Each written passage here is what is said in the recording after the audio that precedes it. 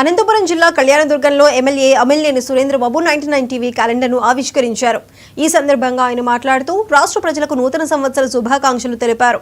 నియోజకవర్గ ప్రజలు ఆరోగ్యంగా క్షేమంగా ఉండాలని భగవంతుడిని ప్రార్థించారని చెప్పారు. అలాగే 99 టీవీ యాజమాన్యానికి ప్రేక్షకులకు నూతన సంవత్సర సంక్రాంతి శుభాకాంక్షలు తెలియజేశారు. ఈ రోజు ప్రజలందరూ కూడా మా కళ్యాణదుర్గం ప్రాంతంలో సుఖశాంతులతో ఉండాలని భగవంతుని ప్రార్థించి అందరూ కూడా ఆరోగ్యంగా ఐశ్వర్యంగా మంచి పంటలు పండించుకొని ఉండాలనేది ఈ సంవత్సరం అంతా కూడా కలకలలాడనేది మా సంకల్పం. ఖచ్చితంగా భగవంతుని ప్రార్థించాం.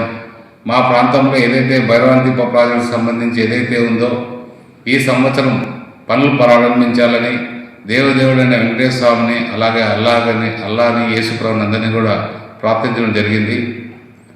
అందులో భాగంగా ఈ నూతన సంవత్సర శుభాకాంక్షలు మా ప్రజలందరికీ మీ ద్వారా తెలియజేస్తున్నాం.